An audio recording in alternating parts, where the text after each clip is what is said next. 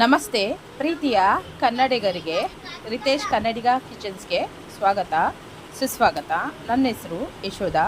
ಇವತ್ತು ನಾವು ಮದುವೆ ಮನೆಯಲ್ಲಿ ಮಾಡುವಂತಹ ಸಬ್ಬಕ್ಕಿ ಪಾಯಸನ ಯಾವ ರೀತಿ ಮಾಡೋದು ಅಂತ ತೋರಿಸ್ತೀನಿ ನೋಡಿ.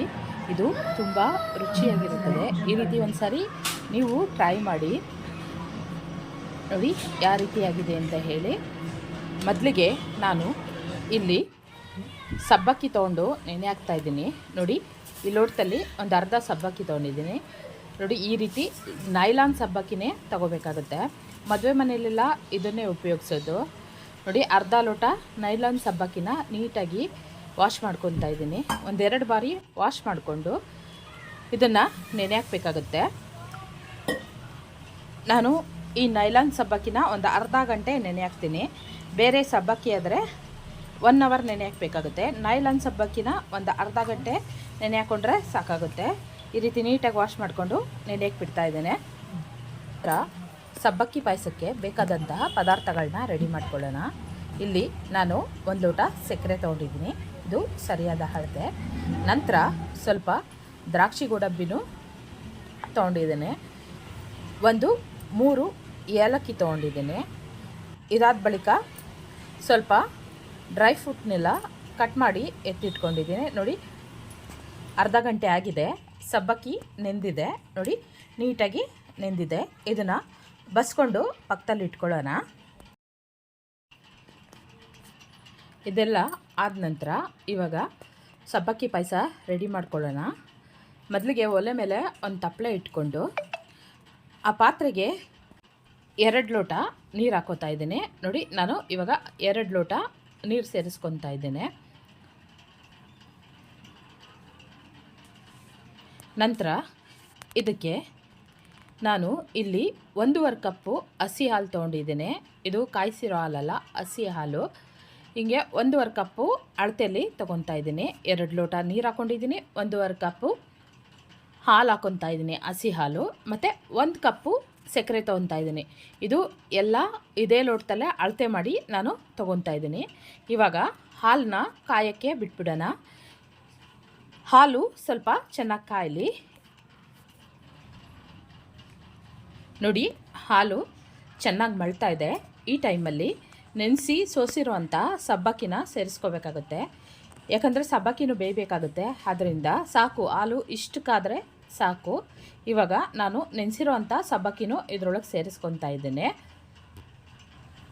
ನೋಡಿ. ನೆನೆಸಿ ಸೋಸಿರೋಂಥ ಸಬ್ಬಕ್ಕಿನ ಸೇರಿಸ್ತಾ ಇದ್ದೇನೆ ನೋಡಿ. ಈ ರೀತಿ ಎಲ್ಲ ಸಬ್ಬಕ್ಕಿನೂ ಸೇರಿಸ್ಬಿಟ್ಟು ಸ್ವಲ್ಪ ಹೊತ್ತು ಬೇಯಕ್ಕೆ ಬಿಟ್ಬಿಡೋಣ. ಆವಾಗವಾಗ ಕೈ ಆಡ್ತಾ ಇರ್ರಿ, ಯಾಕಂದರೆ ಅದು ತಳ ಹಿಡಿಬೋದು ಅಂತ ಹೇಳಿ ಅಷ್ಟೇ ನೋಡಿ. ಈ ರೀತಿ ನಿಧಾನವಾಗಿ ಕೈ ಆಡ್ತಾ ಇರಿ, ಚೆನ್ನಾಗಿ ಸಬ್ಬಕ್ಕಿ ಬೇಯಲಿ. ಇದು ಸಬ್ಬಕ್ಕಿ ನೈಲಾನ್ ಆದ್ದರಿಂದ ಒಂದು 5 ರಿಂದ 10 ನಿಮಿಷದೊಳಗೆ ಬೆಂದೋಗುತ್ತೆ ನೋಡಿ. ಸಬ್ಬಕ್ಕಿ ಬೆಂದಿದೆ. ಇವಾಗ ನಾವು ಇದ್ರ ಜೊತೆ ಸಕ್ಕರೆ ಮಿಕ್ಸ್ ಮಾಡಿಕೊಂಡು ಬೇಯಿಸ್ಕೋಬೇಕಾಗುತ್ತೆ. ಸಬ್ಬಕ್ಕಿ ಬೇಯೋವರೆಗೂ ಸಕ್ಕರೆ ಹಾಕ್ಕೋಬೇಡಿ. ಇವಾಗ ನಾನು ಅಳತೆ ಮಾಡಿಟ್ಟಿರೋಂಥ ಸಕ್ಕರೆನ ಸೇರಿಸ್ತಾ ಇದ್ದೀನಿ. ಸೇರಿಸಿ ಒಂದು ಸಾರಿ ಚೆನ್ನಾಗಿ ಮಿಕ್ಸ್ ಮಾಡ್ಕೊಳ್ಳಿ. ಸಕ್ಕರೆ ಮುಂಚೆ ಯಾಕೆ ಹಾಕೋದಿಲ್ಲ ಅಂದರೆ ನೀಟಾಗಿ ಸಬ್ಬಕ್ಕಿ ಬೇಯೋದಿಲ್ಲ ಅಂತ ಹೇಳಿ ಮೊದಲೇ ಸಕ್ಕರೆ ಹಾಕೋದಿಲ್ಲ. ಹಾಲು ಸಬ್ಬಕ್ಕಿ ಎಲ್ಲ ಬೇಯ್ದ ಮೇಲೆ ನಾವು ಸಕ್ಕರೆ ಹಾಕ್ಕೊಂಡು ಕರಗಿಸ್ಕೋಬೇಕಾಗತ್ತೆ ನೋಡಿ. ಸಕ್ಕರೆ ಹಾಕ್ಕೊಂಡು ಒಂದು ಮಳ್ಳಿಸ್ಕೊಳ್ಳಿ. ಚೆನ್ನಾಗಿ ಕರಗಿದ ಮೇಲೆ ಈ ಹಾಲಿಗೆ ನಾವು ಮನೆಯಲ್ಲೇ ತಯಾರಿಸಿದಂತಹ ಬಾದಾಮಿ ಪುಡಿ ಆದರೂ ಸರಿ, ಇಲ್ಲ ಅಂಗಡಿಲಿ ಸಿಗೋ ಅಂತಹ ಬಾದಾಮಿ ಪುಡಿ ಆದರೂ ಸರಿ ಸೇರಿಸ್ಕೊಳ್ಳಿ. ಇದು ರುಚಿ ಹೆಚ್ಚು ಮಾಡುತ್ತೆ, ಅದರಿಂದ ಸೇರಿಸ್ಕೊಳ್ಳೋದು. ನಾನು ಮನೆಯಲ್ಲೇ ಮಾಡಿರೋಂತಹ ಬಾದಾಮಿ ಪುಡಿನ ಸೇರಿಸ್ಕೊಂಡು ಮಿಕ್ಸ್ ಮಾಡ್ಕೊತಾ ಇದ್ದೀನಿ. ಗಂಟಿಲ್ದಂಗೆ ನೀಟಾಗಿ ಮಿಕ್ಸ್ ಮಾಡ್ಕೊಳ್ಳಿ. ನಂತರ ಏಲಕ್ಕಿನ ಸ್ವಲ್ಪ ಪುಡಿ ಮಾಡಿ ಇಟ್ಕೊಂಡಿದ್ದೀನಿ, ಅದನ್ನು ಸೇರಿಸ್ತಾ ಇದ್ದೀನಿ. ಅದನ್ನು ಸೇರಿಸಿ ಒಂದು ಸಾರಿ ಮಿಕ್ಸ್ ಮಾಡ್ಕೊಳ್ಳಿ. ಇದಾದ ನಂತರ ಡ್ರೈ ಫ್ರೂಟ್ನ ಪೀಸ್ ಮಾಡಿ ಇಟ್ಕೊಂಡಿದ್ನಲ್ಲ, ಅದನ್ನು ಸಹ ಇದಕ್ಕೆ ಸೇರಿಸ್ತಾ ಇದ್ದೀನಿ. ಸೇರಿಸಿ ಮಿಕ್ಸ್ ಮಾಡಿ ಚೆನ್ನಾಗಿ 1-2 ಕುದಿ ಕುದಿಸ್ಕೊಳ್ಳಿ. ಚೆನ್ನಾಗಿ ಬೇಯಲಿ. ಕೊನೆಯದಾಗಿ ನಾವು ಗೋಡಂಬಿ ದ್ರಾಕ್ಷಿನ ತುಪ್ಪದಲ್ಲಿ ಹುರ್ಕೊಂಡು ಚೆನ್ನಾಗಿ ಅದಕ್ಕೆ ಸೇರಿಸ್ಕೊಳ್ಳೋಣ. ನೋಡಿ, ನಾನು ತುಪ್ಪದಲ್ಲಿ ಗೋಡಂಬಿ ದ್ರಾಕ್ಷಿನ ಹುರ್ಕೊತಾ ಇದ್ದೀನಿ.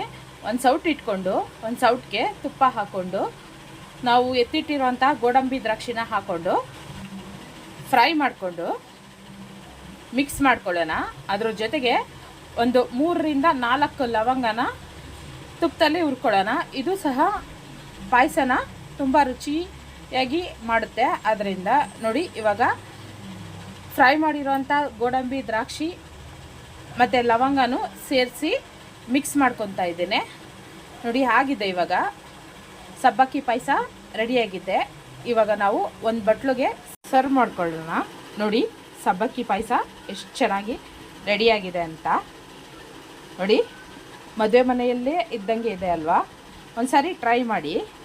ಇವಾಗ ಇದು ಬಟ್ಲಿಗೆಲ್ಲ ಹಾಕಿದ್ಮೇಲೆ ಸ್ವಲ್ಪ ನಾನು ಹೆಚ್ಚಿರುವಂಥ ಡ್ರೈ ಫ್ರೂಟ್ಸ್ನ ಎತ್ತಿಟ್ಟಿದೆ, ಅದನ್ನು ಗಾರ್ನಿಷಿಂಗ್ ಮಾಡ್ತಾ ಇದ್ದೀನಿ. ನೋಡಿ, ಈ ರೀತಿ ಮೇಲಾಕ್ಬಿಟ್ಟು ಸವಿಲ್ ಕೊಡಿ. ನೋಡಿ, ರೆಡಿಯಾಗಿದೆ ಮದುವೆ ಶೈಲಿಯ ಸಬ್ಬಕ್ಕಿ ಪಾಯಸ. ಈ ವಿಡಿಯೋ ಇಷ್ಟವಾದಲ್ಲಿ ಲೈಕ್ ಮಾಡಿ, ಶೇರ್ ಮಾಡಿ, ಸಬ್ಸ್ಕ್ರೈಬ್ ಆಗಿ. ಧನ್ಯವಾದ ಗೆಳೆಯರೇ.